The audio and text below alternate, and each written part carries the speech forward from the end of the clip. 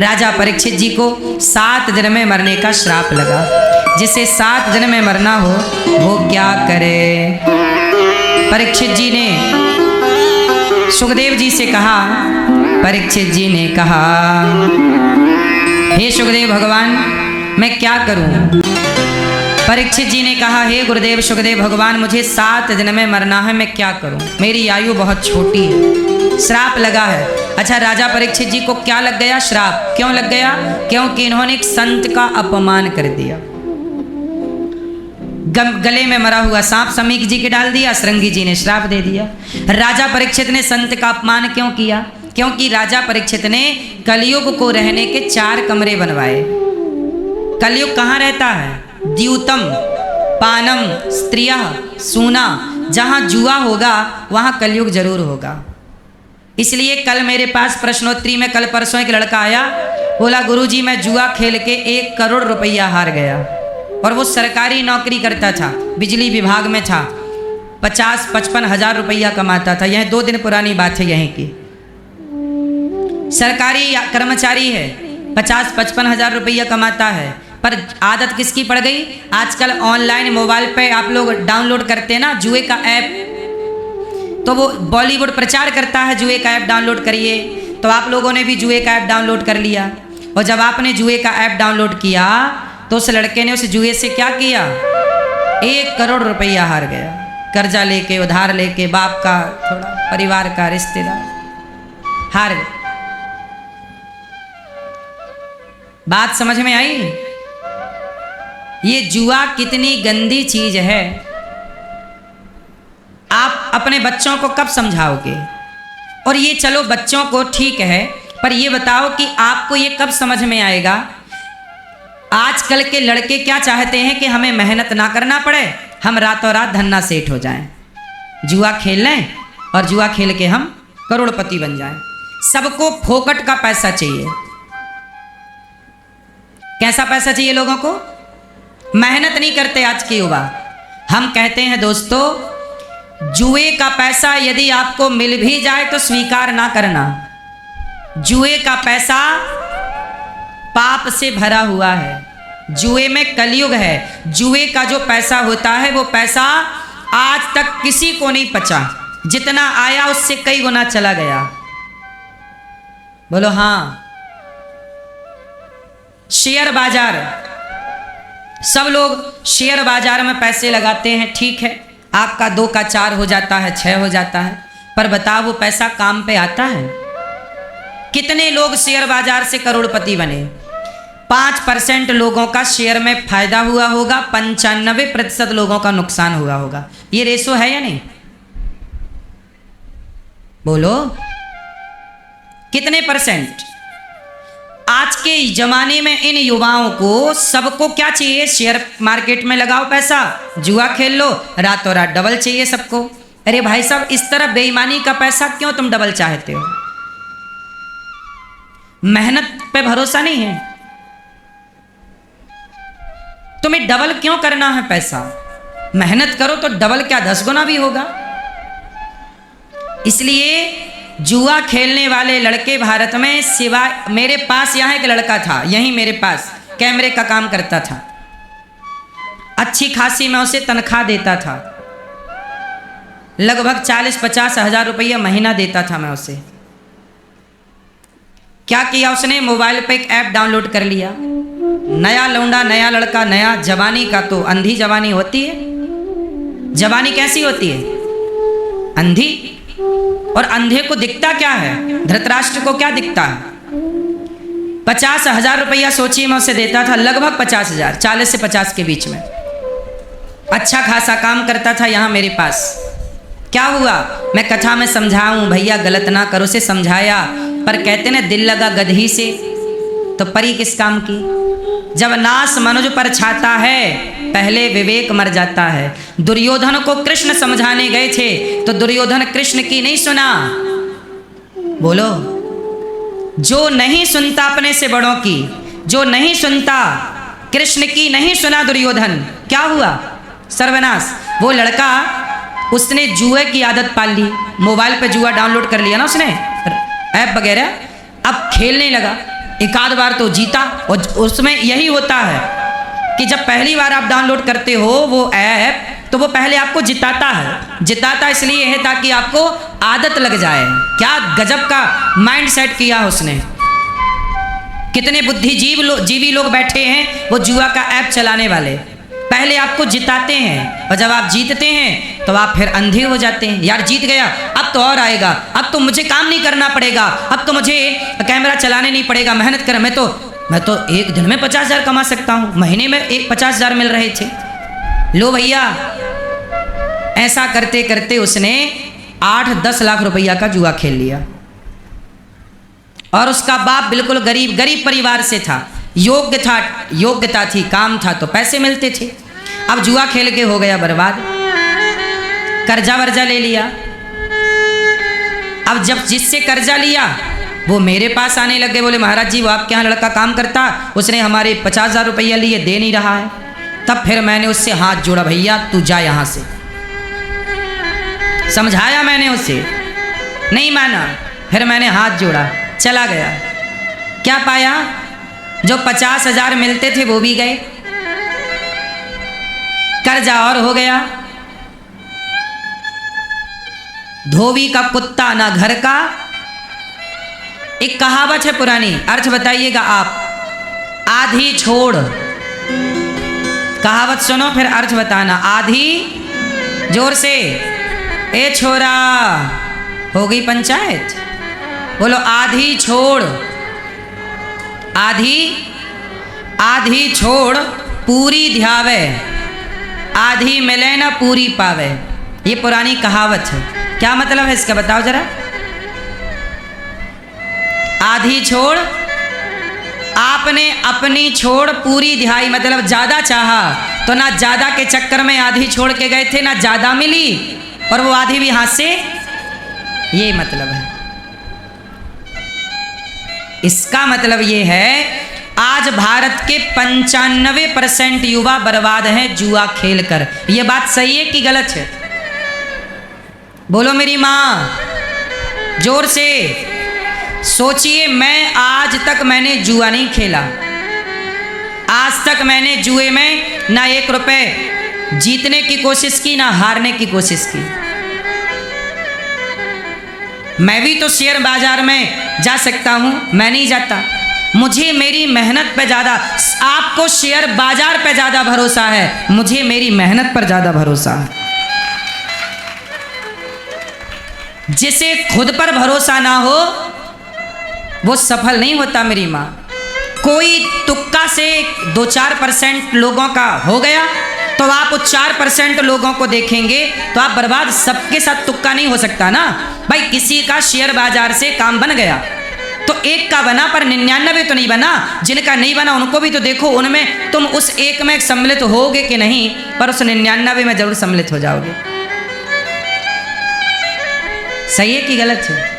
इसलिए भैया मेहनत करो, पसीना बहाना सीखो, बुद्धि चलाना सीखो। जुआ सट्टा बहुत समय से चला आ रहा है। आप लोग खेलते हो जुआ मोबाइल पर? ये भैया तो खेलते हैं, ये वाले। सही बताओ, खेलते तो हो, झूठ ना बोलो। और हारे भी हो, अब हमसे ना छिपाओ। क्यों जी, बात सही है? अब ये लड़के हैं, जिस उम्र में इन्हें मन लगा के काम करना चाहिए, मन लगा के अपने लिए एक अच्छी बेहतर प्लानिंग करनी चाहिए।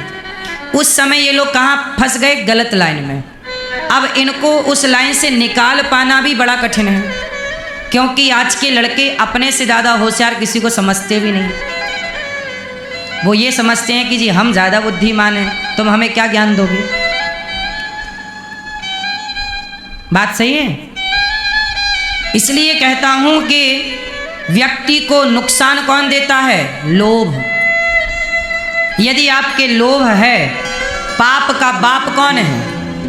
पाप के पिताजी का नाम क्या है? लोभ। इस धरती का हर पाप लोभ से स्टार्ट होता है। लोभ ही ना हो आपके अंदर। भाई मेरे अंदर लोभ नहीं है तो मैं शेयर मार्केट, मैं जुआ नहीं खेलता, वरना मैं भी मोबाइल पे डाउनलोड कर लूँ, मैं भी आपकी तरह बैठे बैठे 10-20 हज़ार रुपये रोज कमाऊँ, पर मुझे नहीं कमाना। यदि सारे लोग जुए से 10-20 हज़ार रुपया रोज कमा सकें तो फिर क्यों ऑफिस जाते? बंद करो सारे ऑफिस। ये सेना के लोग काहे वहाँ छाती पर गोली खा रहे हैं? घर बैठे जुआ खेल के 20 हज़ार रुपया रोज कमाएं, कहाँ 50 हज़ार की नौकरी कर रहे हैं? फिर पुलिस वाले काहे दिन भर दोपहरी में पानी और पसीना बहा रहे हैं, खून बहा रहे हैं अपना? सबना मोबाइल पे ऐप डाउनलोड करें और सबना करोड़पति बन जाए भैया। फिर काहे पुलिस वाले नौकरी कर रहे हैं, काहे सेना वाले नौकरी कर रहे हैं? क्या जरूरत है वहां गोली खाने की छाती पे? एसी लगाओ, घर पे बैठो मस्त। यदि जुआ ही तुम्हें धन्ना सेठ बना सकता तो ये सब सेना वाले लोग जुआ ना खेलें? काहे सेना में गोली खा रहे हैं? सही है कि गलत है? फिर ये मजदूर लोग काहे वो दिन भर माटी खोदते हैं? ना मोबाइल पे जुआ खेलना और धन्ना सेठ, जुआ धन्ना सेठ ही बनाए भैया, तो तुम बन जाओ, हम बन जाएं, सब बन जाएं। फिर भारत की गरीबी तो दूर हो जानी चाहिए। फिर भारत में गरीबी क्यों रहे? क्यों भैया? यदि जुआ से लोग धन्ना सेठ बने तो भारत में गरीबी दूर हो जानी चाहिए।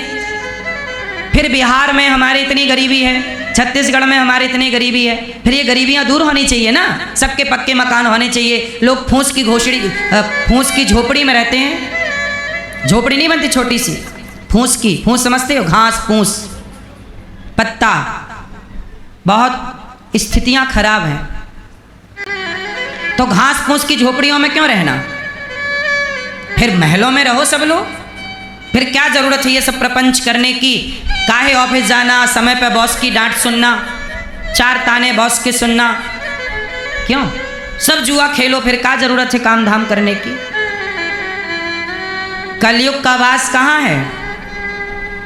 कलयुग का वास जुआ में है। द्यूतम, कलयुग का जुआ खेला कौरवों ने। दुर्योधन ने क्या खेला? जुआ। शकुनी ने क्या खेला? पासा फेंका ना, जुआ ही तो था। जुआ खेला शकुनी और दुर्योधन और पांडवों ने। उस जुआ के चक्कर में पत्नी की लाज लुट गई। बाजार यहाँ खड़े होके सभा में साड़ी उतार ली गई। पांडव लोग कुछ ना कर पाए क्योंकि बिक चुके थे। किससे? जुआ से। सारा राज्य चला गया। 12 साल का वनवास मिला पांडवों को, 1 वर्ष का अज्ञातवास मिला पांडवों को। किसके चक्कर में? जुआ के चक्कर में। ये समाज के लिए आंख खोलने की बात नहीं है। ये समाज के लिए आंख खोलने की बात है कि आपको किस तरह बचना चाहिए, वरना दुर्योधन इत्यादियों का देखो जुआ खेला सर्वनाश हो गया। धर्मराज युधिष्ठिर को नंगे पांव जंगल में डोलना पड़ा। इसलिए कलयुग का पहला ठिकाना जुआ। क्या है पहला स्थान? जोर से। तो आप में से कितने लोग खेलेंगे जुआ? खेलोगे? बोलो मेरी भाई, मेरी बहनों, मेरी माँ। कलयुग का पहला ठिकाना जुआ। द्यूतम, दूसरा पानम। क्या है दूसरा ठिकाना? शराब। इसलिए शराब ना पीजिए। शराब पीते हैं आप लोग? मैया आप पीती हो? नहीं? आप सही शराब नहीं। मैया आप पीती हो? नहीं। मैया आप लोग सही? खाओ माँ कसम नहीं पीती हो। हाँ। नहीं पीती हो ना? सही नहीं पीती हो मैया शराब? हमने सुना है पार्टियां शादी ब्याह में आजकल पुरुषों से ज़्यादा महिलाएं पीने लग गई हैं। महिलाओं की भी पार्टियां होती हैं, मैंने सुना है, देखा नहीं है इसलिए कह नहीं सकता कन्फर्म, पर सुना है। सही सुना मैंने कि गलत सुना है?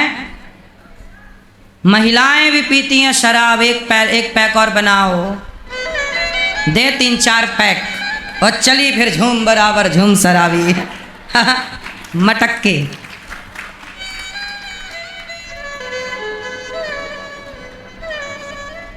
ये कलयुग का प्रभाव है पुरुषों पर, स्त्रियों पर। जिन स्त्रियों को पतिव्रता होना चाहिए वो स्त्रियां शराबी होने लग गई हैं। मैं एक टीवी न्यूज में गया, न्यूज चैनल पे, तो वहाँ मेरे से एक महिला भिड़ गई, बोली मैं शराब पीती हूँ पर मैं शराबी नहीं हूँ। सुना होगा वो आपने वीडियो। मैंने कहा लो, अब इतना घोर कलयुग आ गया है कि शराब पीने वाले को आप शराबी नहीं कह सकते। खुद कह रही है मैं पीती हूं, पर मेरे से बोल रही आप मुझे शराबी ना कहो। तो बताओ, शराब पीने वाले को शराबी ना कहें तो किसे शराबी कहें? हमें?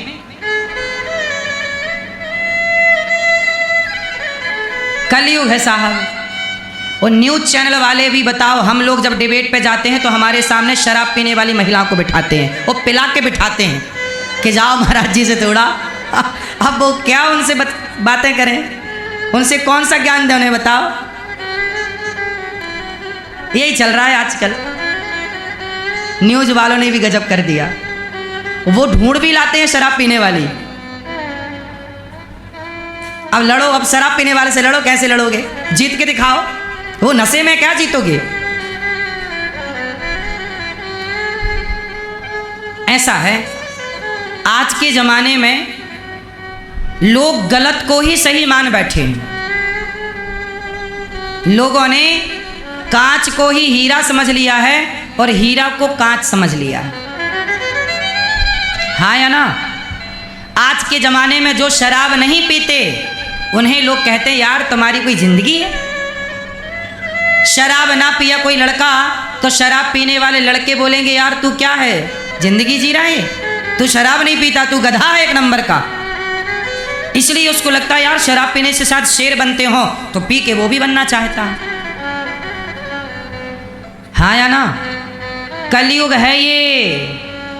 यहाँ कौओं का राज्य है, यहाँ हंस की पूंछ। एक बार क्या हुआ, एक हंस चला गया तो कौओं के झुंड में, कौओं ने झुंड में घेर लिया, हंस को घेर लिया। अब हंस से कहा, क्यों? कौओं ने कहा, कौआ लाखों और हंस एक। अब कौआ बोला कि हंस ये बताओ तुम गोरे क्यों हो? हंस बोला भैया अब जैसे भगवान ने बनाया है हम वैसे हैं। ये बताओ तुम खाते क्या हो? बोला मैं मोती चुगता हूं, मैं अच्छे जगह पर रहता हूं। हंस के साथ उसकी अर्धांगिनी भी थी, हंसनी। तो कौआ बोले कि ये हमारी पत्नी है। हंस बोला तुम्हारी कैसे हो जाएगी, ये तो हमारी है, देखो वो हमारे जैसे लग रही है। कौआ बोले नहीं तुम्हारे जैसे लग ही नहीं रही है, वो तो हमारे जैसे कौई लग रही है, कौई है। हंस बोला नहीं नहीं ये हंस नहीं है। कौआ बोले नहीं। अब सारे कौआ कह रहे हैं कि ये हंसनी नहीं है। तो अब बताओ अकेले हंस की सुने कौन? तो उस सभा में कौन जीता और कौन हारा? कौआ जीत गए और हंस हार गया। कंस ये साबित ही नहीं कर हंस ये साबित ही नहीं कर पाया कि ये हंसनी मेरी पत्नी है। साबित करे कैसे? साबित करे किसको जो मानने को तैयार नहीं है? तो आज ना भैया कौओं का बोलवाला है। हंस को लगा भैया इस कौआ के बीच में चुप ही रहना ही समझदारी है, इसलिए आज के युग में तो भैया चुप रहना ही समझदारी है। कहाँ कौओं के बीच में बोलो। यदि कौओं के बीच में बोलते हो तो वो आपको ही गलत कह देते हैं। अब जैसे मैं कहता हूँ कि गाय माता है और गाय का गौमूत्र पिया जाता है तो न्यूज वाले मेरा मजाक उड़ाते वहाँ बिठा के। लेकिन अब मैं कौओं के बीच में करूँ क्या? हंस की सुने कौन? तो फिर मैं चुप रहता हूँ कि कौन कौआ से काँव काँव करे। जहाँ कौआ ही कौआ ढेर हो वहाँ हंस की चले कैसे? और कलयुग है, ये कौओं का ज़माना, यह हंस का ज़माना नहीं है। इसलिए हंस तो अपना दूर दराज रहते हैं। इसलिए संत लोग ना वृंदावन में छिप, आजकल असली साधु संत सब छिप गए। अच्छे लोग भीतर हो गए, बाहर नहीं, क्योंकि बाहर चारों तरफ काँव काँव काँव काँव है। कौओं को क्या समझाएंगे आप बताओ? अब मैं ये लड़कों को समझाऊं कि भैया जुआ ना खेलो तो ये युवा मेरी बात सुनेंगे? बोलो, ये तो मुझे ही पागल कह देंगे, अरे बाबा तुम पागल हो, तुम तो शराब भी नहीं पीते, तुम तो क्या जानते हो जिंदगी। अब मैं कहता हूं कि लिव इन गलत है, मैं न्यूज में जाके बोला भैया लिव इन गलत है, तो वहां 4-6 ठेकेदार बैठे थे, वो बोले कैसे बोल रहे हो कि गलत है। अब बताओ खुलेआम आप बताइए लिव इन में रहना सही है कि गलत है? गलत है। मैं बोल रहा हूं गलत है, पर वो बोल रहे हैं कि नहीं सही है। अब बताओ कौओं के बीच में क्या करूं मैं, कैसे साबित करूं कि जो मैं बोल रहा हूं वो सही हो, जो तुम बोल रहे हो गलत है। कलयुग है साहब, यहां आप सत्य को साबित भी नहीं कर सकते, इसलिए समझदारी है, चुप रहो, ज्यादा ज्ञान ना दो। दुर्योधन को ज्ञान देने गए थे श्री कृष्ण, दुर्योधन ने सेना को आदेश दिया बंधवा दो इसको, कृष्ण को कारागार में डाल दो। वो तो कृष्ण थे, तो विराट रूप दिखाया, और दुर्योधन हिम्मत नहीं पड़ी। आज के जमाने में तो आप ज्यादा बोल दो तो लो, हाँ या ना। कलयुग है ये, कौओं का जमाना है, यहां हंस की सुनवाई। अब सोचिए इस देश में हमारी कानून व्यवस्था कौन सा प्रस्ताव पारित कर रही है? समलैंगिकता। अब हमारे देश में लिव इन रिलेशनशिप के कानून बन गए, समलैंगिकता का भी कानून बन गया। बोलो हाँ, कि लड़की लड़की से विवाह कर सकती है और लड़के लड़कों से विवाह कर सकते हैं। अब बताइए, अब ये बताओ कि इसका विरोध कौन करे? जो विरोध करे, अब कौओं की भीड़ में कहां हंस विरोध करे?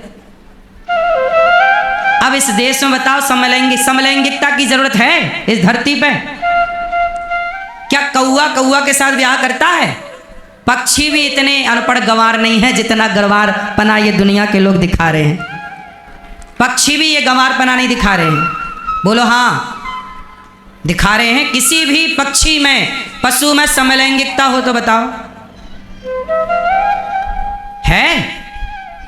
सुअर में देख लो, गधा में देख लो, तो क्या आज का इंसान सुअर और गधों से भी बदतर है? पर कानून तो बदतर बना दिए कि नहीं? अब करो आप विरोध,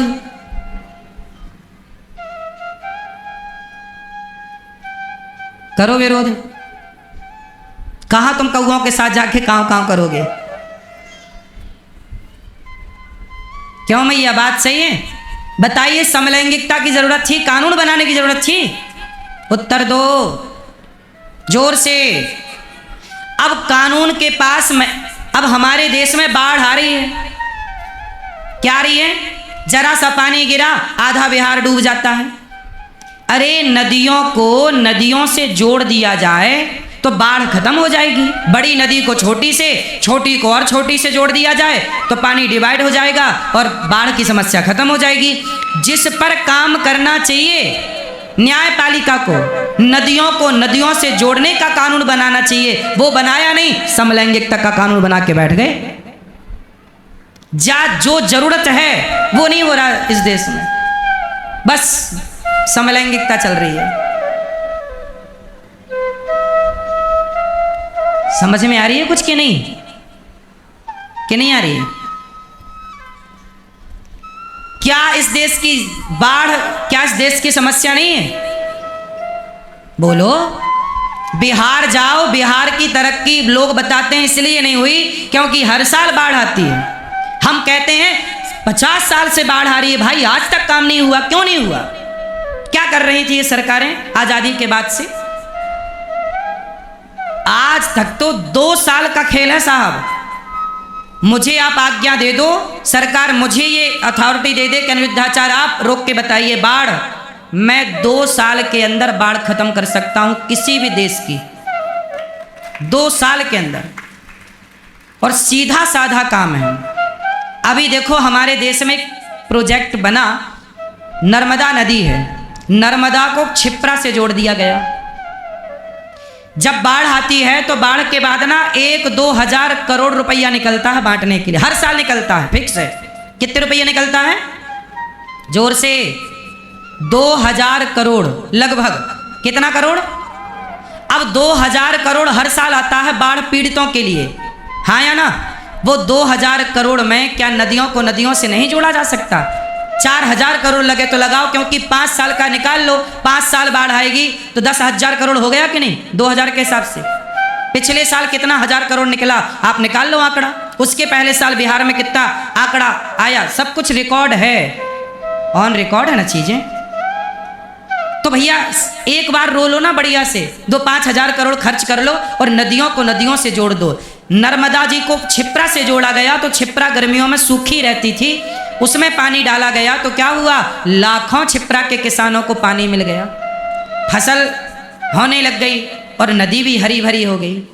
और नदी जो नर्मदा का पानी बहे जा रहा उसका उपयोग हो गया।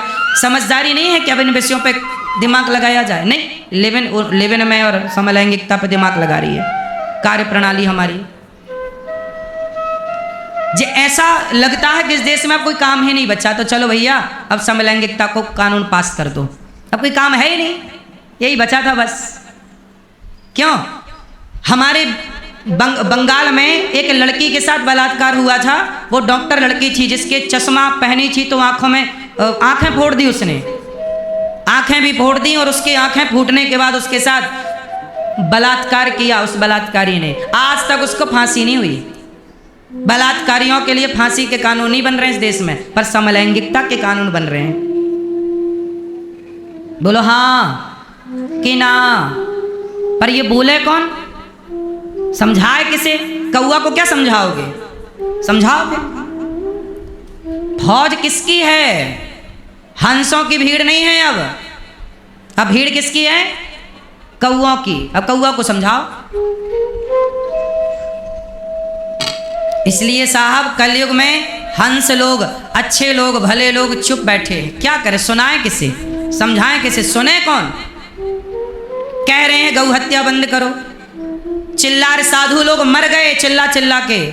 इस देश में गौ हत्या बंद नहीं हुई। जिस देश में गैया के लिए भगवान अवतार लेकर आए उस देश में गैया कट रही है। गौ हत्या बंद नहीं हुई, पर समलैंगिकता कानून बन जाएगा, पर गौ हत्या बंद नहीं होगी। बोलो हाँ कि ना?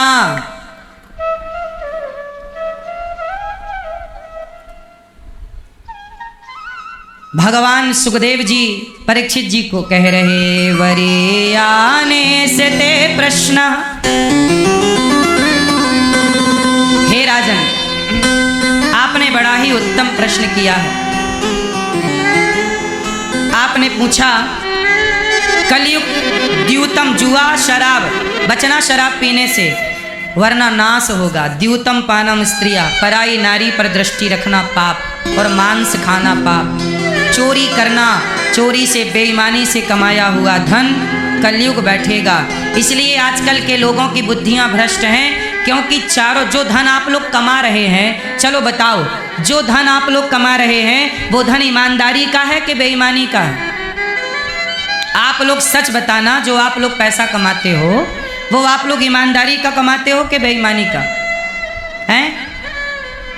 जितना प्रॉफिट लेना चाहिए उतना ही लेते हो कि डबल लेते हो? हमारे देश में आज किसकी भीड़ है? ईमानदारों की। कि आज बताओ इस धरती पे ईमानदार लोग ज्यादा हैं कि बेईमान लोग ज्यादा हैं? चावल में मिलावट हो रही है, आटे में मिलावट हो रही है, हल्दी में मिलावट हो रही है, दूध में मिलावट हो रही है, पनीर में मिलावट हो रही है, दही में मिलावट हो रही है, हर खाद्य पदार्थ में मिलावट हो रही है। क्या ये धर्म है?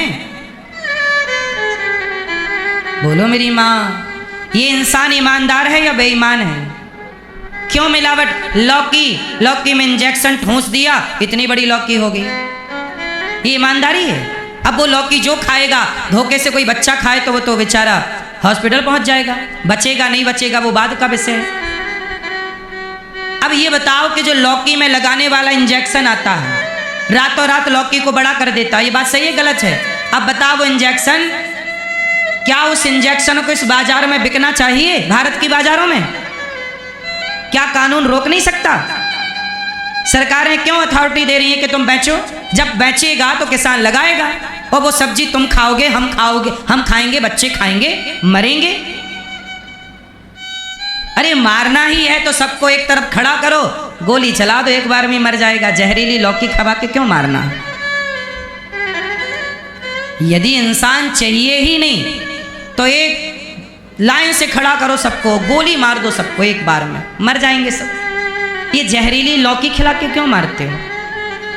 क्या सरकारों को बंद नहीं करना चाहिए इंजेक्शन? बोलो, कौन? मैं बेच रहा हूं बाजार में कि मैं बना रहा हूं, मेरे घर पे बन रहा है? क्या पता नहीं है सरकारों को ये सब काम हो रहा है इस देश में? किसानों को वो इंजेक्शन मिल कहां से रहा? क्यों बिक रहा है बाजार में?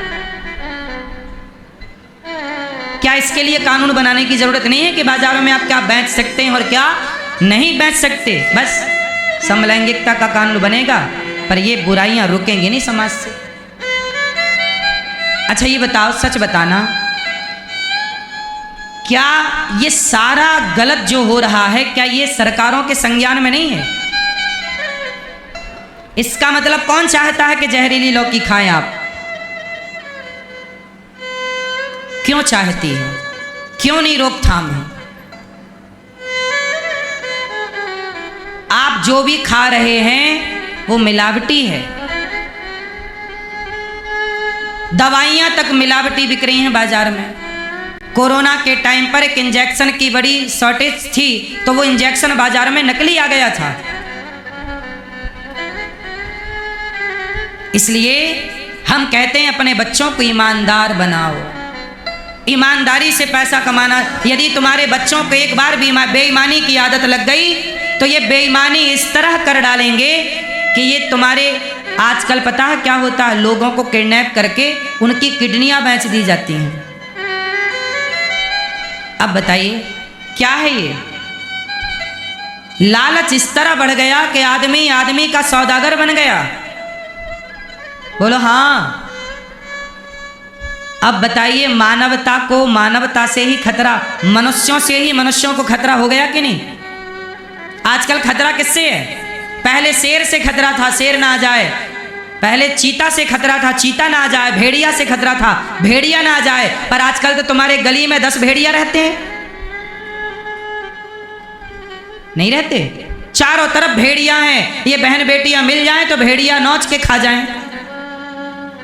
ये सब कब रुकेगा? जब आप अपने बच्चों को धर्म का पाठ पढ़ाएंगे कि धर्म क्या है बेटा। क्या किसी को परेशान करना धर्म है? धर्म का पाठ पढ़ो, वरना आप भेड़िया बन जाओगे एक दिन। आज इंसान नहीं रहे, इंसानों के रूप में भेड़िया ही तो हैं जो देश को लूट रहे हैं, बर्बाद कर रखा है देश को। जिन मुद्दों पर बात होनी चाहिए, जिन विषयों पर बात होना चाहिए, अब हमारी देश की मीडिया भी क्या नदियों को नदियों से जोड़ने पर कोई डिबेट करती है कि चलो भई आज की डिबेट नदियों को नदियों से जोड़ो तो क्या फायदा? कोई बात चर्चा होती है? कोई नहीं करता इस देश में अच्छी बातें।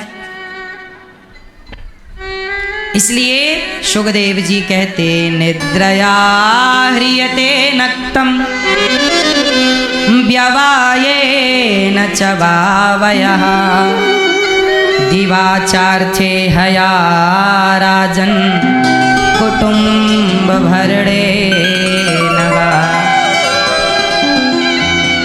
शुकदेव जी कहते हैं, राजन तुम्हें 7 दिन में मरना है तो क्या करो? बोले भगवान का चिंतन करो। खटवांग नाम के राजा को, खटवांगो नाम राजर्षि, खटवांग नाम के राजा थे, उनको जरा सी देर का टाइम था। आपके पास 7 दिन हैं, भागवत सुन के आप अपना कल्याण कर सकते हैं। क्या करें? जितासनो जितश्वासो जित संगो जितेंद्रिय। आसन जीतो, प्राणायाम जीतो, योग किया करो, भगवान का विराट रूप का दर्शन करो। भगवान कहाँ हैं? भगवान व्यापक रूप से सर्वत्र हैं। पाताल पाताल में तस्य ही पाद मूलम। शुकदेव भगवान कहते हैं कि पाताल विराट, भगवान का एक रूप है विराट। भगवान का एक रूप कौन सा है? कौन सा मेरी माँ? विराट। विराट पुरुष के पातालना विराट पुरुष के तलवे हैं। भगवान ने अर्जुन को महागीता में कौन सा रूप दिखाया था? विराट रूप दिखाया। कौन सा रूप दिखाया? विराट। उस विराट रूप में क्या था? ये संपूर्ण पृथ्वी ही परमात्मा के भीतर समाई है। किस तरह?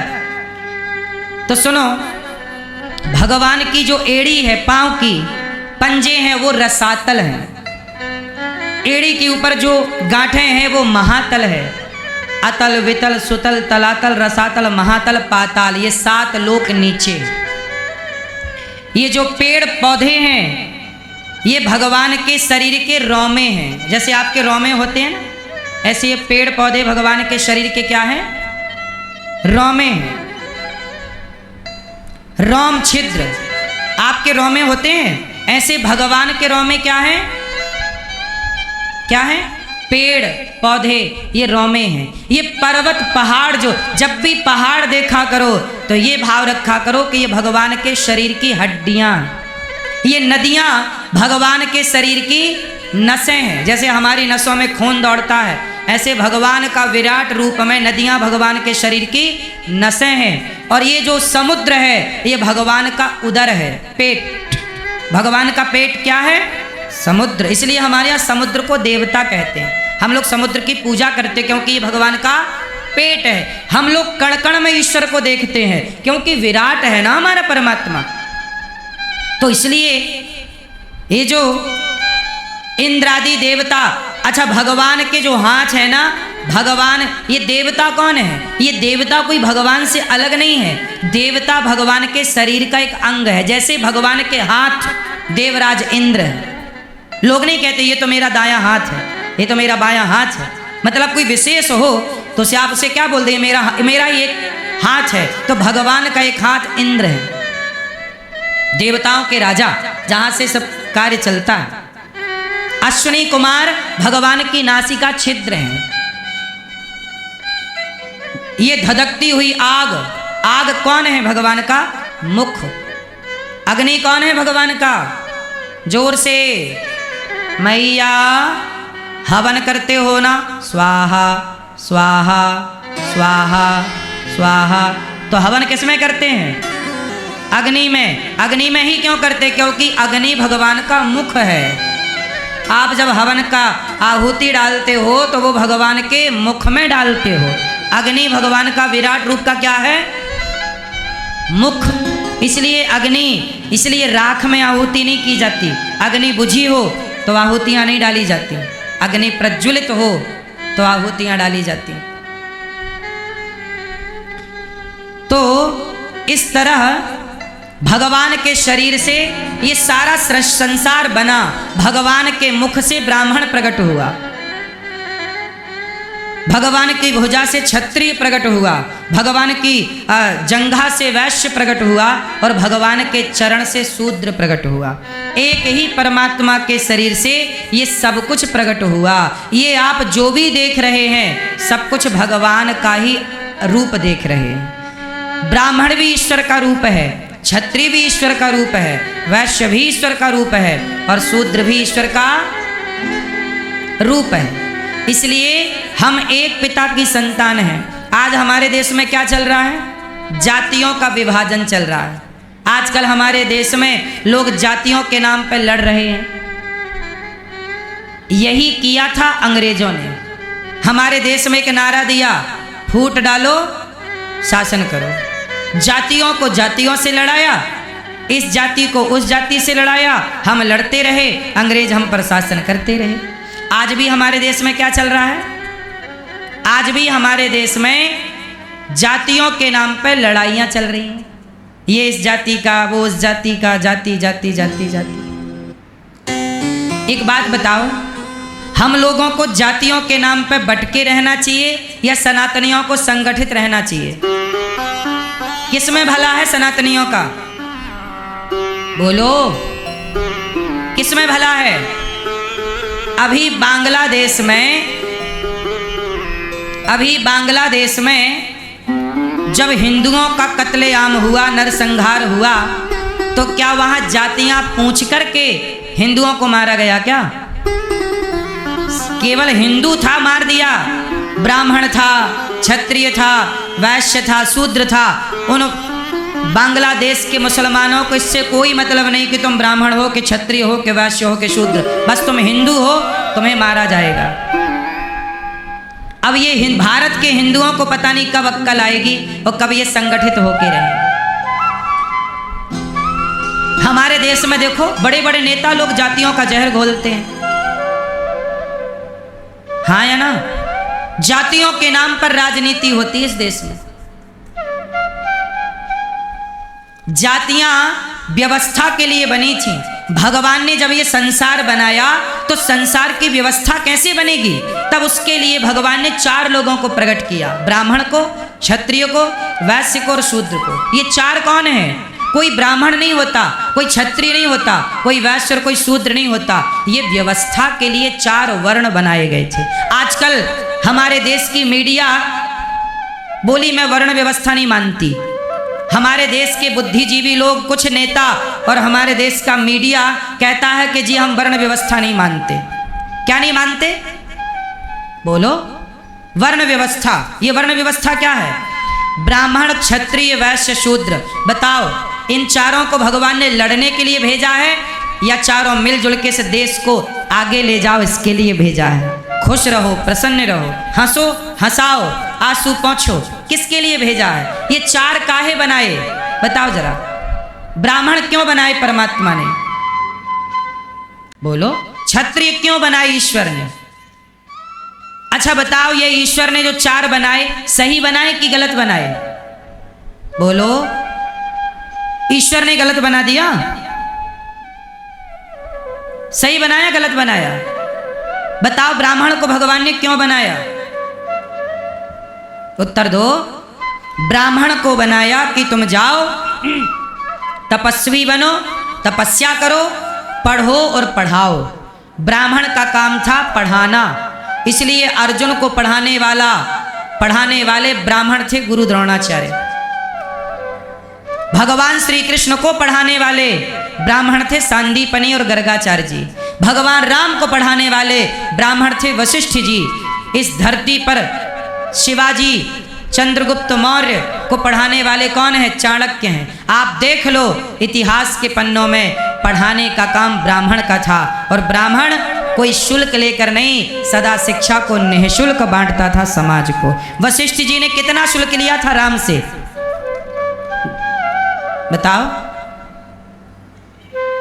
ब्राह्मण का काम है पढ़ाना और वो पढ़ाता रहा। जब तक ब्राह्मण पढ़ाता रहा तो सम्राट बनते रहे इस धरती पर और व्यवस्थाएं चलती रही। जब से ब्राह्मणों ने पढ़ाना छोड़ा, अब सरकार तय करती है कौन पढ़ाएगा कौन नहीं पढ़ाएगा। तो फिर अब देखो व्यवस्थाएं। जब तक ब्राह्मण पढ़ाता रहा तब तक बेटा अपने माँ बाप को भगवान मान के पूजता रहा। मातृ देवो भव, पितृ देवो भव। जब से ब्राह्मणों ने पढ़ाना छोड़ा तब से बेटा अपने बाप को छोड़ के वृद्धाश्रम भाग रहे हैं और माँ बाप के प्रति कितना गलत व्यवहार कर रहे हैं बच्चे लोग। कुछ % देख रहे हैं समाज में। इसलिए ब्राह्मण को क्यों बनाया? शिक्षा। वेद बचे, पुराण बचे, गीता बने, गीता बचे।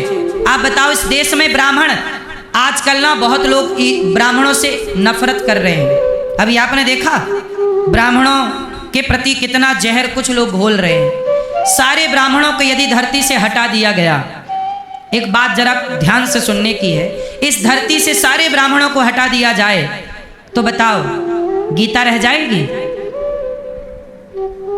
वेद रह जाएंगे? आज इस धरती पर यदि वेद किसी को याद हैं तो किसे याद है?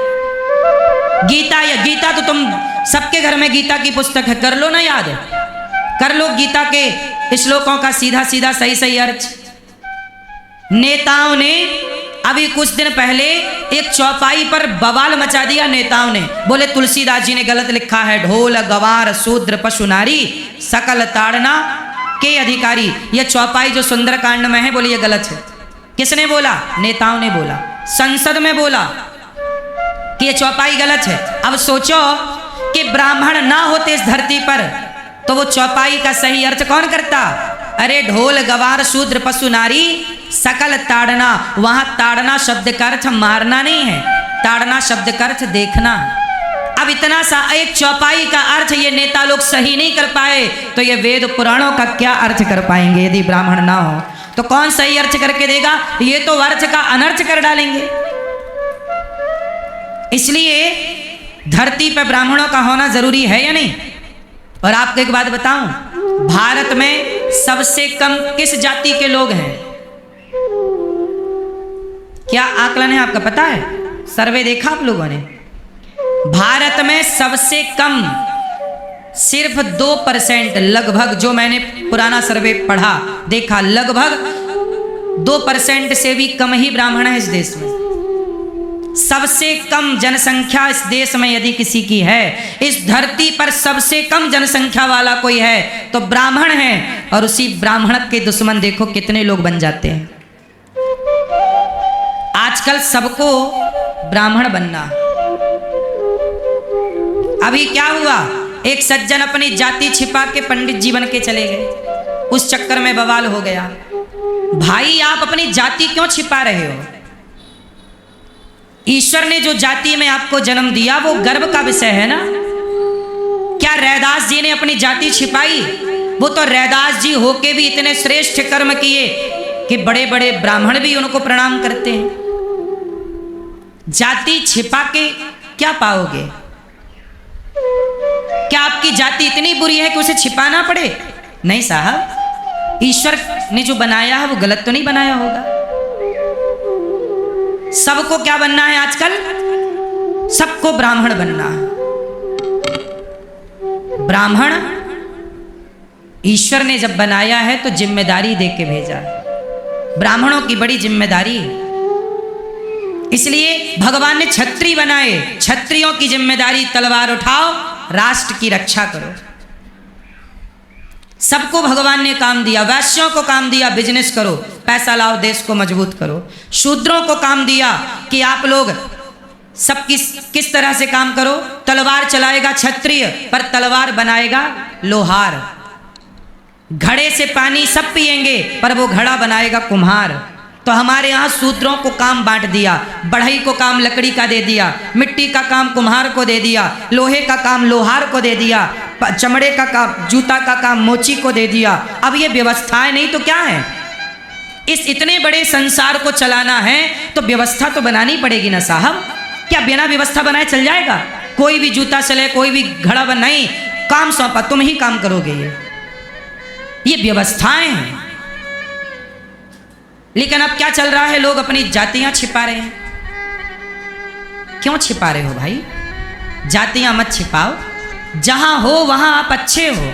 आपकी जाति का अच्छा देखो, ब्राह्मण कभी नहीं छिपाता। कुछ लोग क्या कहते हैं कि अरे वेद पुराण तो ब्राह्मणों ने लिख दिया।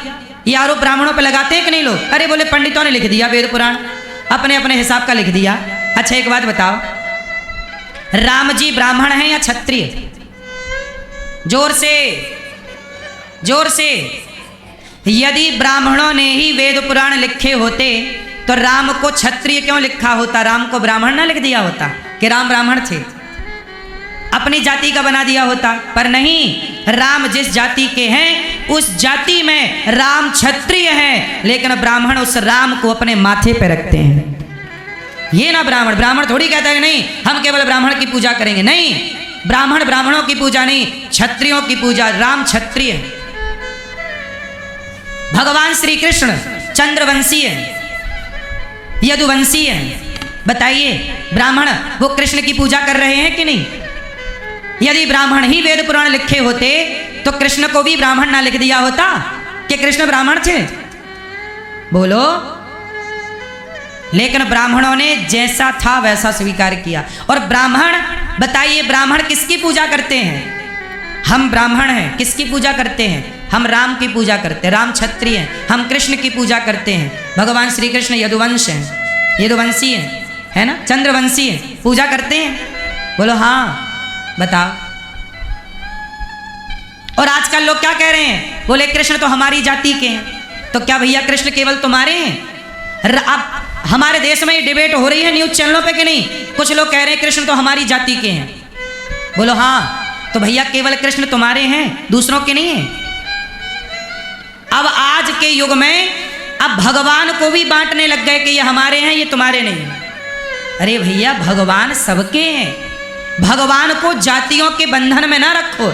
अभी तक नेता लोग जातियों में थे, अब नेताओं ने अपनी राजनीति में भगवान को भी घसीट लिया कि भगवान भी ये हमारी जाति के हैं और ये हमारी जाति के नहीं। क्या ये इससे देश का भला होगा? उत्तर दो मेरी मां। देश का भला किससे होगा? संगठित रहो सनातनियों। ब्राह्मण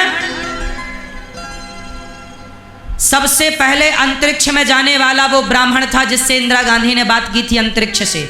और अभी वर्तमान में जो लड़का गया है वो भी एक ब्राह्मण है जिससे मोदी जी ने बात की अंतरिक्ष में कैसा फील हो रहा। उसने माइक छोड़ के दिखाया कि हाँ भैया सब गुरुत्वाकर्षण नहीं है ना, गिरता नहीं, ऊपर ही रहता। देखा ना आप लोगों ने। अभी जो अंतरिक्ष में लड़का गया, वैज्ञानिक गया, वो कौन था? बोलो।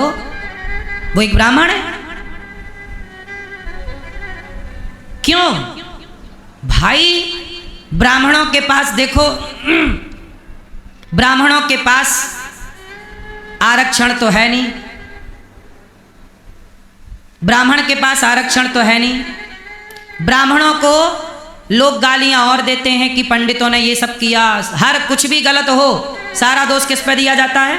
कि पंडितों ने बना दिया। जबकि पंडितों की हालत कैसी थी? भगवान कृष्ण के जमाने में ब्राह्मणों की हालत ऐसी थी कि सुदामा फटी धोती पहन के द्वारिका आए थे। ये ब्राह्मणों की दशा थी उस टाइम पर। तो जब ब्राह्मणों की दशा भीख मांगने की थी द्वापर में, तो वो ब्राह्मण क्या खेल रचाएगा बताओ? वो तो भीख मांग के ना पेट भर रहा है। कृष्ण के जमाने में ब्राह्मणों की हालत ये थी, फटी धोती पहन के गए थे सुदामा द्वारिका। बोलो हाँ। और आज वो ब्राह्मणों पर आरोप लगाया जाता है कि ब्राह्मणों ने ये सब कर दिया। ब्राह्मणों ने इस देश को बचाया है। ब्राह्मणों ने, देखो बात सबकी है, ब्राह्मण क्षत्रिय वैश्य शूद्र, मैं सबकी बात करूं, हम सब एक हैं। लेकिन ब्राह्मणों पर आज बहुत सारे लोग उंगलियां उठा रहे हैं कि नहीं? ऐसा लगता है समाज ब्राह्मणों की दुश्मन होती जा रही है। हम तो कहते हैं यदि ऐसा ही नफरत है, सारे ब्राह्मणों को खड़ा करके गोली क्यों नहीं मार देते? खत्म ना रहेगा ब्राह्मण, ना बजेगी बांसुरी, ना रहेगा बांसना। जब इतनी नफरत है तो सीधा खड़ा करके सीधा खत्म ही कर दो। बच्चों को मार दो, ब्राह्मणों की पत्नियों को, सबको मार डालो। हाँ या ना? ब्राह्मण जबकि भीख मांगता है, भीख मांग के खाता, उसमें भी लोग आरोप प्रत्यारोप लगाते। जबकि ब्राह्मण इस धरती पर पहला फांसी पर लटकने वाला बच्चा कौन था? वो ब्राह्मण था, मंगल पांडे। देख लो इतिहास उठा के। आजादी के लिए फांसी पर लटकने वाला, वो पहला फांसी की सजा पाने वाला देश की आजादी के लिए ब्राह्मण था। क्या ब्राह्मणों का कुछ भी योगदान नहीं इस देश में और समाज में?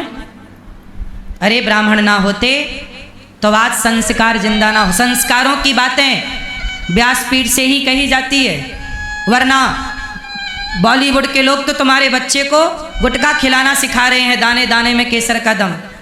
जीना अगर जरूरी है तो पीना बहुत जरूरी है। बॉलीवुड के द्वारा शराब का प्रचार हो रहा है कि नहीं? बोलो जोर से। ब्राह्मण कहता है भैया शराब ना पियो। इसलिए प्रेम पूर्वक ना, हम जातियां जो बनी थी, ब्राह्मण क्षत्रिय वैश्य कोई जाति नहीं है। जैसे आम होता है, आम कितने प्रकार का होता है? दशहरी, चौसा और कलमी और दशहरी, लंगड़ा।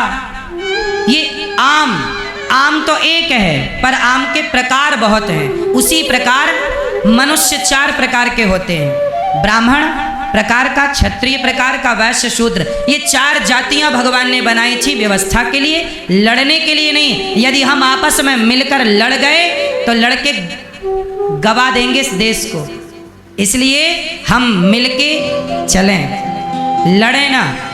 कितने लोग मेरी बात से सहमत हैं कि हम जातियों में रहें, अपनी अपनी जाति? और मैं आप सबसे कहता हूं, कोई भी जाति छोटी नहीं है, कोई भी जाति बड़ी नहीं है। हर जाति के लोगों को गले लगाना चाहिए।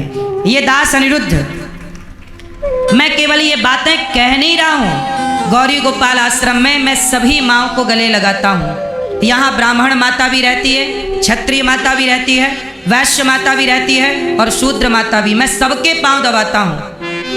गौरी गोपाल रसोई चलती है, यहाँ सबको भोजन मिलता है। ब्राह्मण हो, क्षत्रिय हो, वैश्य हो या शूद्र हो, किसी से जाति नहीं पूछी जाती। लोग केवल राजनीति करते हैं, हम धरा पे उतर के समाज को एक करने का काम करते हैं।